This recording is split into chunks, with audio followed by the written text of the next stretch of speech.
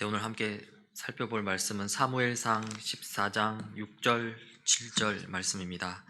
사무엘상 14장 6절 7절 말씀을 제가 봉독하겠습니다. 요나단이 자기의 무기를 든 소년에게 이르되 우리가 이 할례 받지 않은 자들에게로 건너가자. 여호와께서 우리를 위하여 일하실까 하노라. 여호와의 구원은 사람이 많고 적음에 달리지 아니하였느니라. 무기를 든 자가 그에게 이르되 당신의 마음에 있는 대로 다 행하여 앞서 가소서. 내가 당신과 마음을 같이하여 따르리이다. 아멘. 네, 오늘은 사무엘상 13장부터 15장에 나오는 사울의 이야기와 또 그리고 요나단의 이야기를 좀 들여다보고자 합니다. 그들의 이야기를 통해서 좀 우리 삶을 점검하고 또 우리가 나아가야 될 방향을 좀 살펴보고자 하는데요. 좀 시작해 보겠습니다. 13장은 사울이 왕이 되고 상당히 시간이 흐른 뒤의 기록으로 보입니다. 이 성경 기록에 따르면 사울 왕은 군대를 조직하고요, 이 왕이 머물면서 나라를 다스릴 이 초기 형태의 궁정을 지은 것으로 추정하는데요. 2절입니다. 사울은 이스라엘에서 3,000명을 뽑아서 그 가운데에서 2,000명은 자기와 함께 믹마스와 베델 산지에 있게 하고 1,000명은 요나단과 함께 베냐민 지파의 땅 기브아로 보내고 나머지 군대는 모두 각자의 집으로 돌려보냈다. 이 성경 구절에서 우리는 이 사울 왕 말고 또 다른 인물을 발견하게 되는데요. 바로 요나단입니다. 사울 왕이 2,000명의 군대를 이끌고 이 베델 산지 궁정에 머물렀다면 이 요나단은 1,000명의 군대를 이끌고 사울 왕의 고향 이 기브아에 머무르는 것이죠. 우리는 여기서 요나단이 중간 지도자, 장군으로서의 역할을 감당하고 있다는 것을 확인할 수 있습니다. 이 사울이 왕으로 있던 시기에 가장 큰 적은 블레셋입니다. 그리고 이스라엘 백성이 사울 왕에게 가장 크게 요구했던 것이 바로 블레셋과 같은 이방 민족을 물리치는 것이었죠. 하지만 이스라엘로서는 좀 사실 역부족입니다. 이스라엘은 블레셋과 힘의 차이를 느낄 수밖에 없었는데요. 그러한 상황이 13장 19절부터 21절에 보면 잘 나타납니다. 당시 이스라엘 땅에는 대장장이가 한 명도 없었다. 히브리 사람이 칼이나 창을 만드는 것을 블레셋 사람들이 허용하지 않았기 때문이다. 이스라엘 사람들은 보습이나 곡괭이나 도끼나 낫을 버릴 일이 없으면 블레셋 사람에게로 낫을 버릴 일이 있으면 블레셋 사람에게로 가야만 하였다. 보습이나 곡괭이를 벼리는 데는 3분의 2 세겔이 들었고 도끼나 낫을 가는 데에는 3분의 1 세겔이 들었다. 이 성경 구절을 보면 이 이스라엘과 블레셋 사이의 이 기술력 차이를 볼 수 있습니다. 이스라엘에는 이 철을 다룰 수 있는 기술자가 없었습니다. 블레셋 사람들이 그 기술을 알려주려고 하지 않았고요. 그래서 이스라엘은 이 철로 만든 무기는 엄두도 못 내고요. 이 농기구 정도 수준에서 이 돈을 주고 이 블레셋 사람의 힘을 빌려야 했습니다. 이러니 사실 객관적으로 보자면 블레셋과의 전쟁이 될 수가 없습니다. 블레셋은 철로 만든 무기로 무장할 수 있었지만요, 이스라엘은 왕이나 장군 정도만 그런 좋은 무기를 가지고 있었습니다. 나머지는 철보다 무른 이 청동으로 만든 무기를 가지고 있었는데요. 이런 상황이라면 이스라엘은 되도록 이 블레셋과의 전투를 피해야 합니다. 그런데요, 이 요나단이 이를 저지르고 맙니다. 3절입니다. 요나단이 게바에 있는 블레셋 사람의 수비대를 치자 블레셋 사람들이 그 소식을 들었다. 사울이 온 나라에 나팔을 불어서 히브리 사람 소집령을 내렸다. 이 문제가 발생했죠. 요나단이 블레셋 수비대를 공격했고요, 블레셋 사람들이 그 소식을 들었다고 합니다. 당연히 복수를 위해 블레셋이 군대를 모으겠죠. 이제 대비를 해야 할 상황입니다. 사울은 급하게 이 3,000명의 군사 이외에 집으로 돌려보냈던 이스라엘 군사들을 다시 불러 모읍니다. 4절입니다. 온 이스라엘 백성은 사울이 블레셋 수비대를 쳐서 이스라엘이 블레셋 사람들의 미움을 사게 되었다는 말을 듣고 길갈로 모여와서 사울을 따랐다. 그런데 이 이스라엘을 공격하기 위해 모인 블레셋 군대가 또 이렇게 만만치 않은데요. 만만치 않은 정도가 아니라 이스라엘을 압도하고도 남을 정도입니다. 블레셋 사람들도 이스라엘과 싸우려고 모였는데 병거가 3만에다가 기마가 6천이나 되었고 보병은 바닷가의 모래알처럼 많아서 셀 수가 없었다. 블레셋 군대는 베나웬의 동쪽 믹마스로 올라와서 진을 쳤다.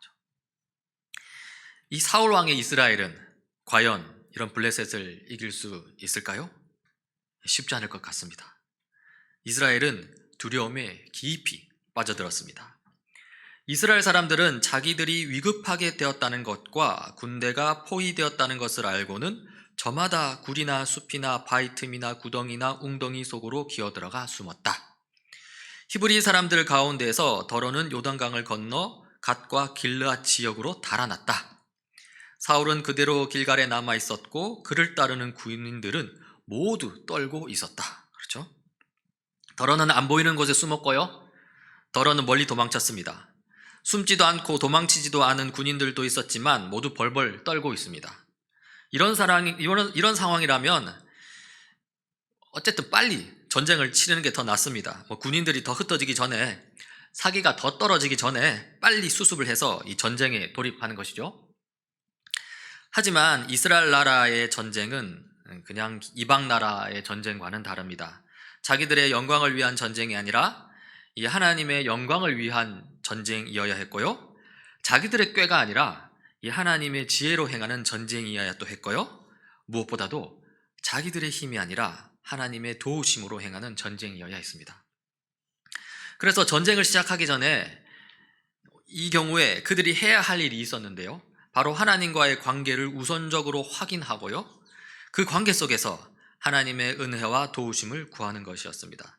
즉 사울은 이 사무엘을 기다려야 했고요. 사무엘을 통해 일종의 하나님의 제가를 얻어야 한 것이죠. 그런데 그 사무엘이 오려면은 시간이 좀 걸립니다.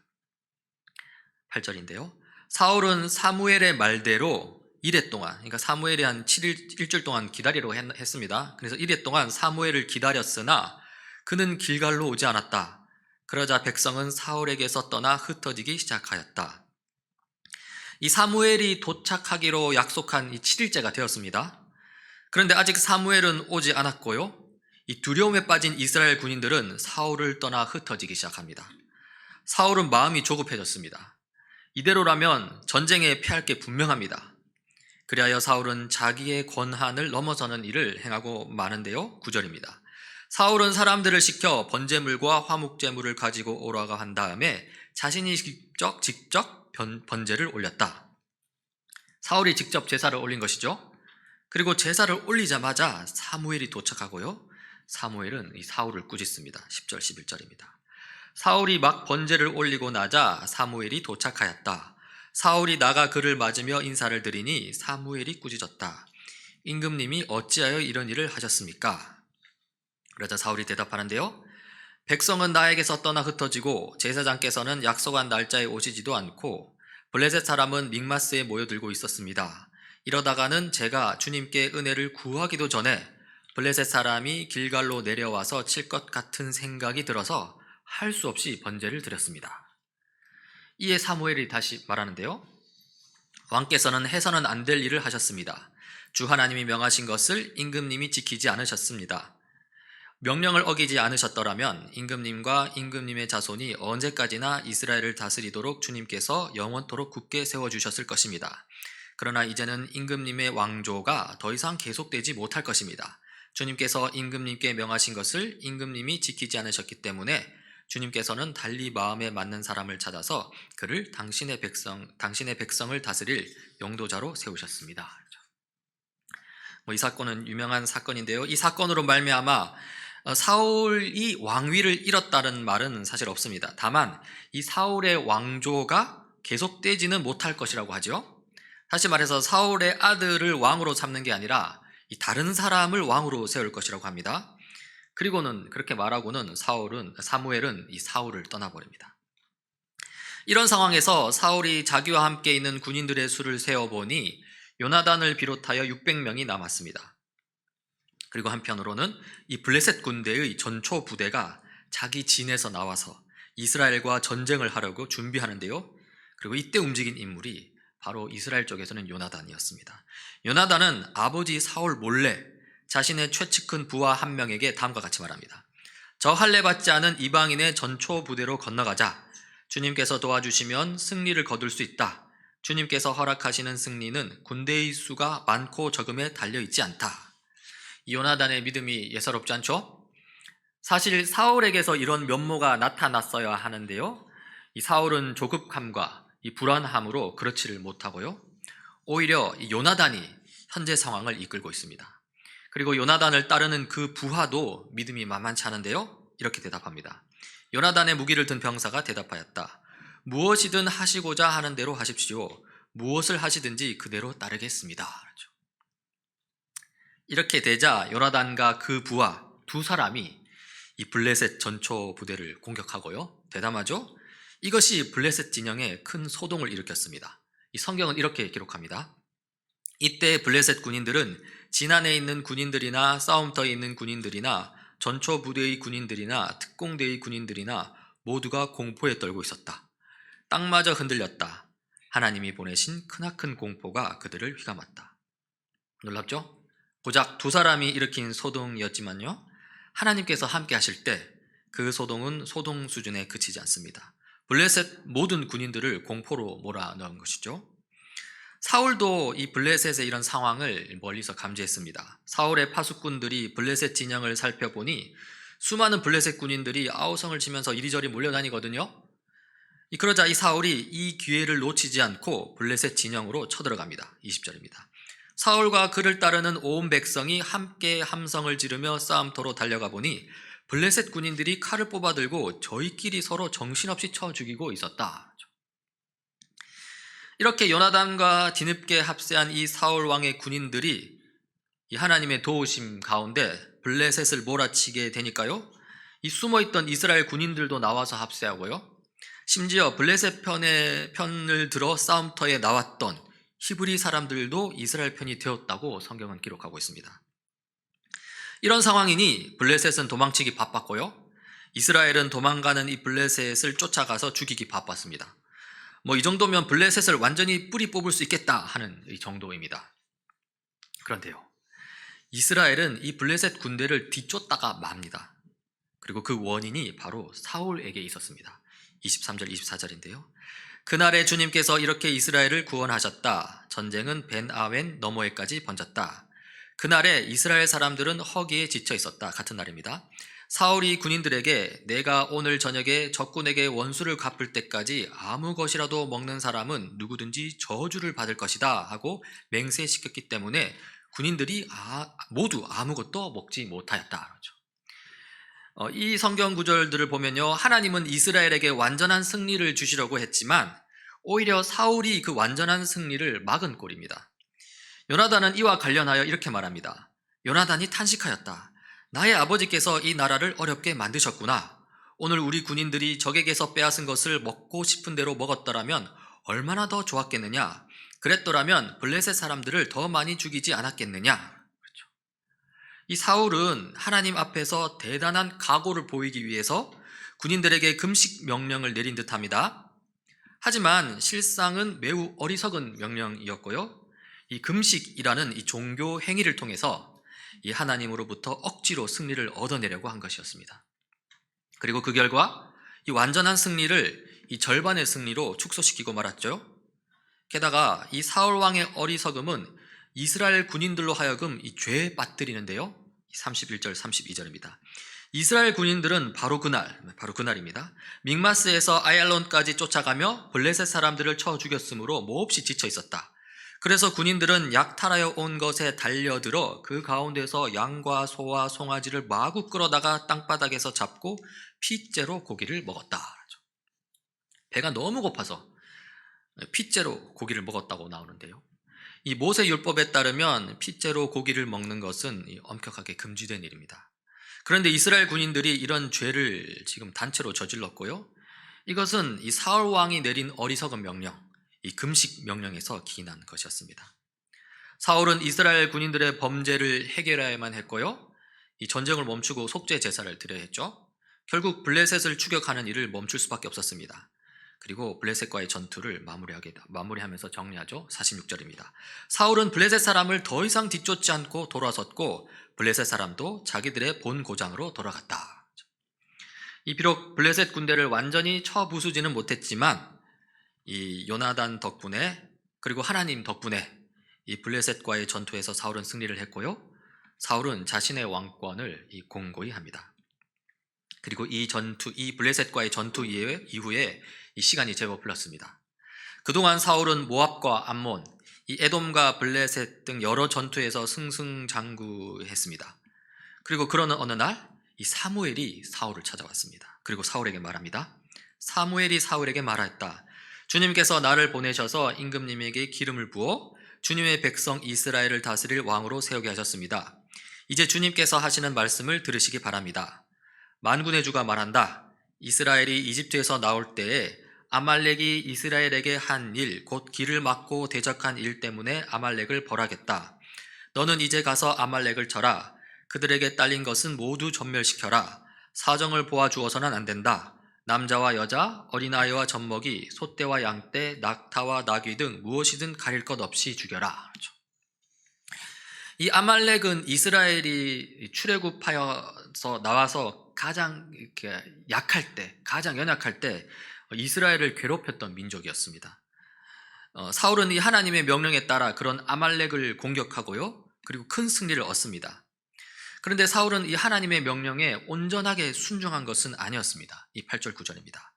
아말렉 왕 아각은 사로잡았고 나머지 백성은 모조리 칼로 쳐서 없애버렸다. 그러나 사울과 그의 군대는 아각뿐만 아니라 양떼와 소떼 가운데서도 가장 좋은 것들과 가장 기름진 짐승들과 어린 양들과 좋은 것들은 무엇이든지 모두 아깝게 여겨 진멸하지 않고 다만 쓸모없고 값없는 것들만 골라서 진멸하였다.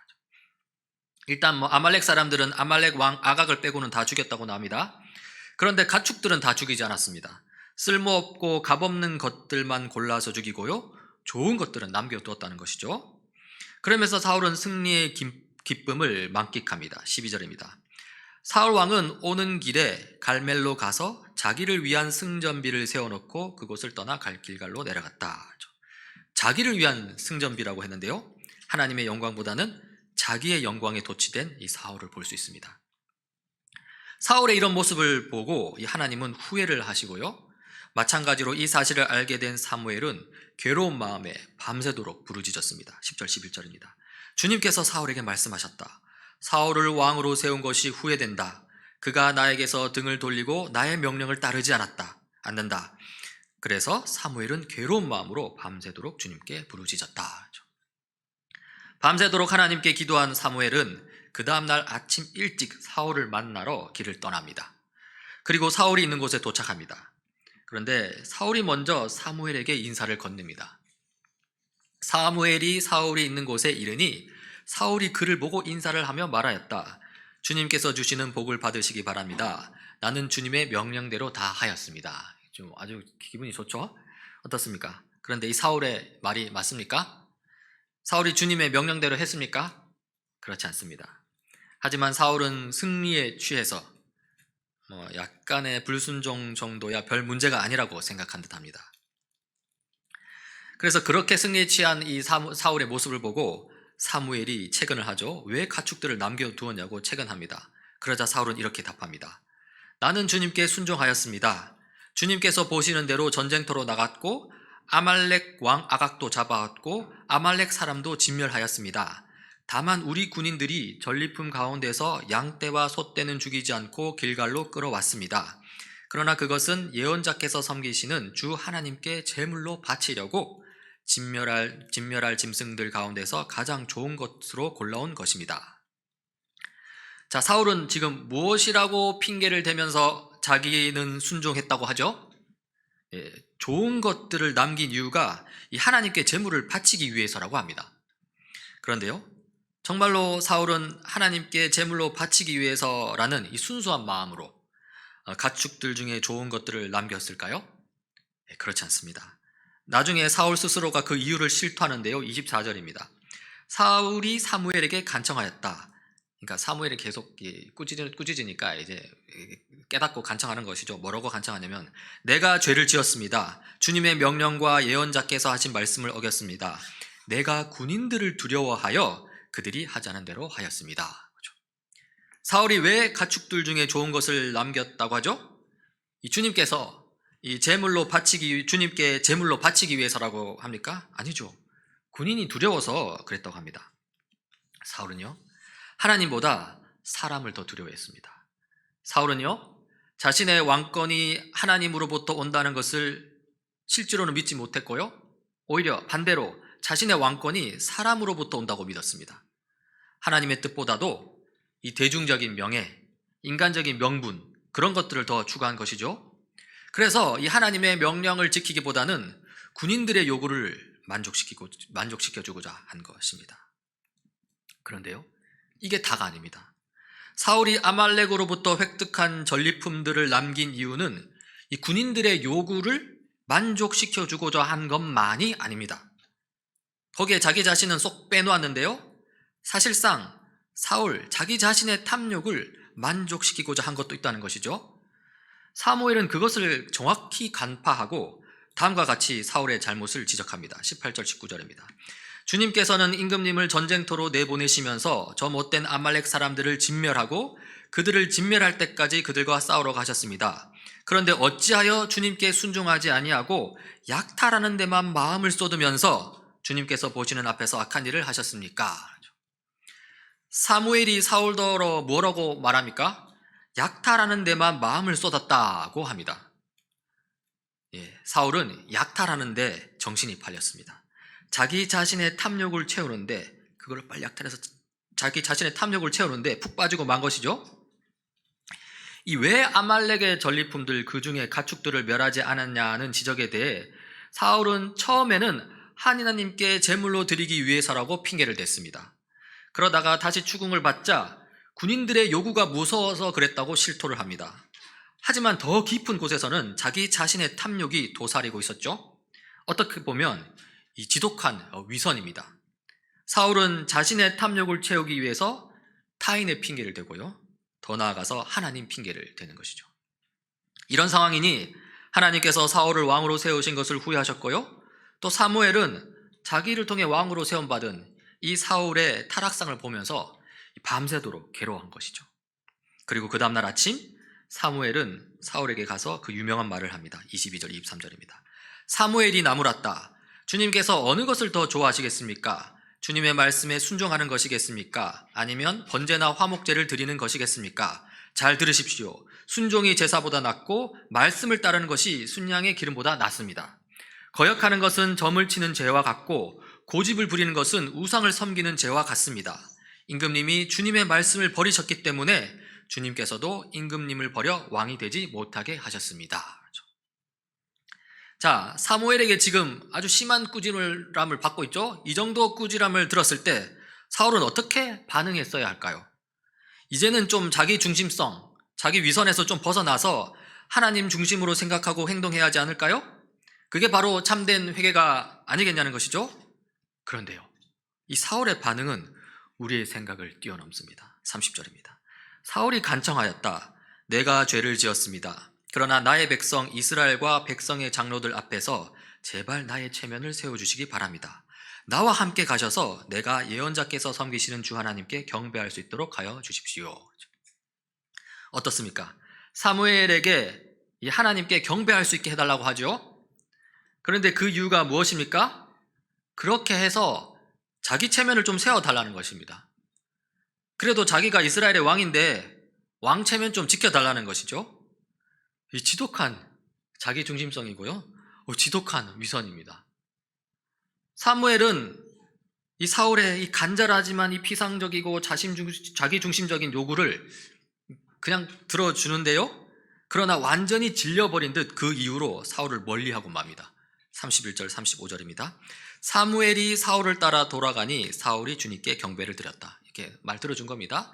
그렇지만 그 다음부터 사무엘은 사울 때문에 마음이 상하여 죽는 날까지 다시는 사울을 만나지 않았고 주님께서도 사울을 이스라엘의 왕으로 세우신 것을 후회하셨다.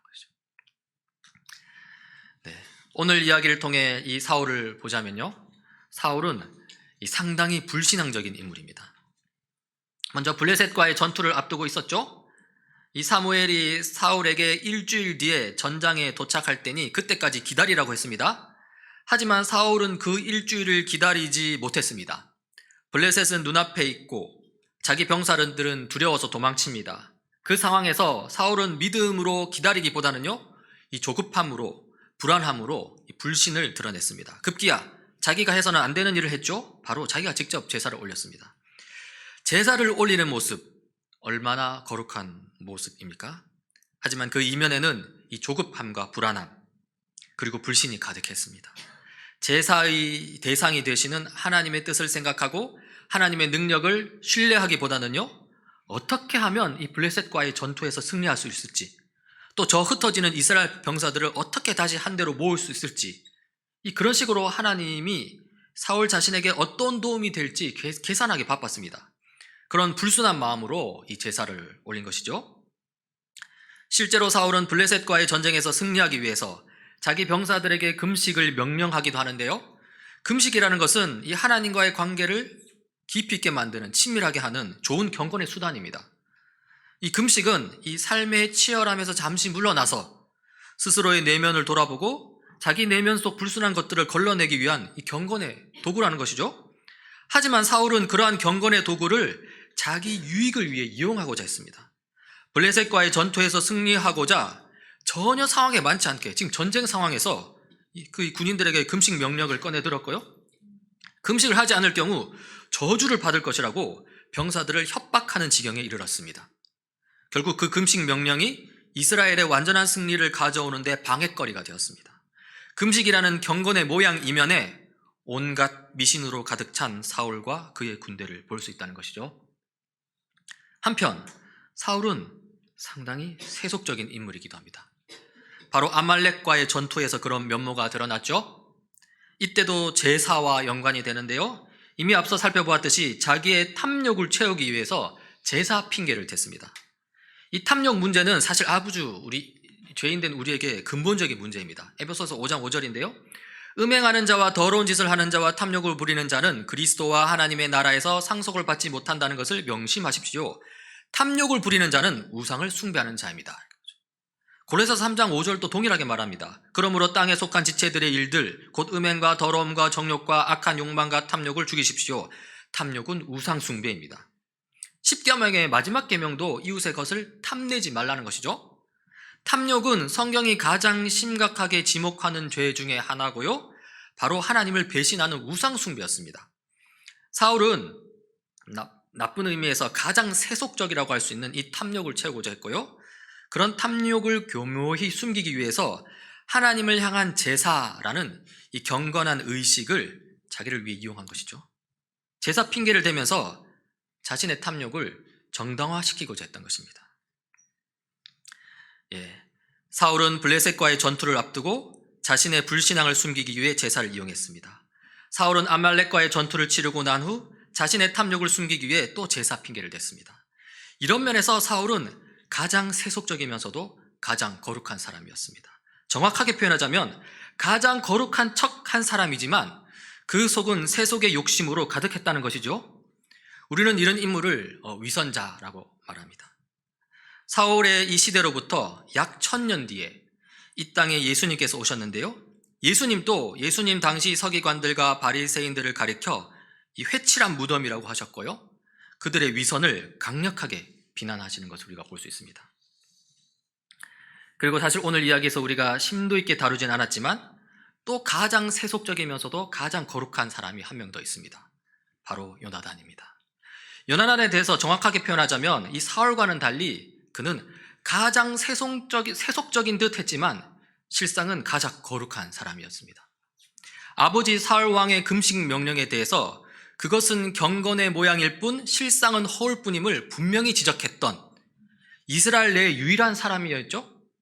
경건을 상징하는 금식 명령을 유일하게 거부했다는 점에서 어쩌면 요나단은 이스라엘에서 가장 세속적인 인물이었습니다.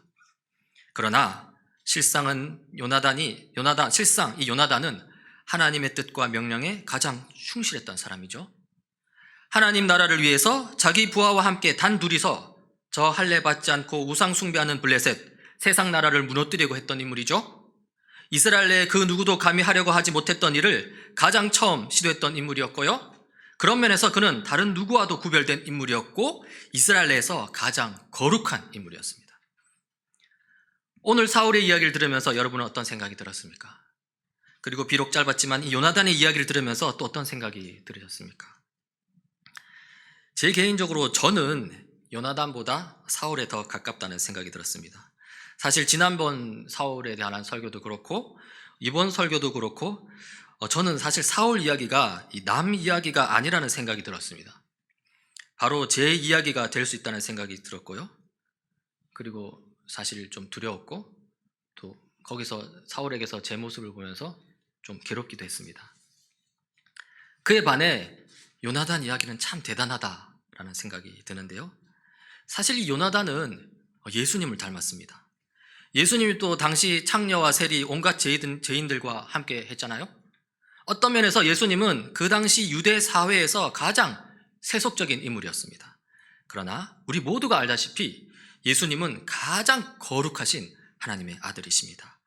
거룩하신 분이셨기 때문에 우리의 모든 죄를 대신 뒤집어 쓰실 수 있었고요. 우리 대신 십자가에 못 박히실 수 있었죠.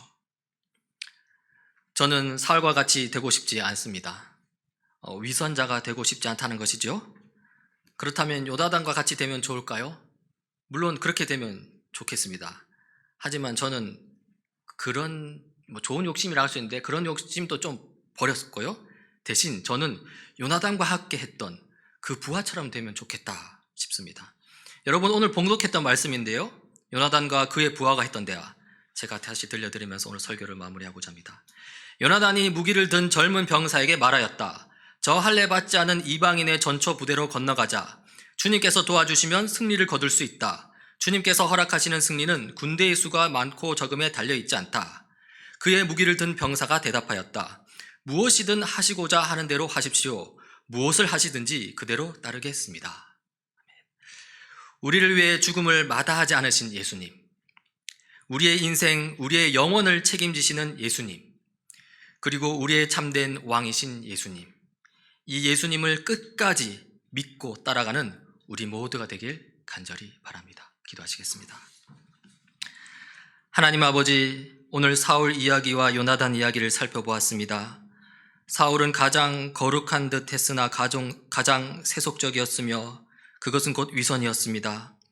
요나단은 가장 세속적인 듯 했으나 가장 거룩했으며 그것은 곧 진실함이었습니다. 하나님, 우리 안에 주님을 향한 진실함을 회복시켜 주옵소서. 그리하여 수많은 삶의 찌꺼기들을 멀리하고 오직 하나님의 뜻만을 쫓아 살 수 있게 하옵소서. 우리의 참된 왕이신 예수님 이름으로 기도드립니다. 아멘.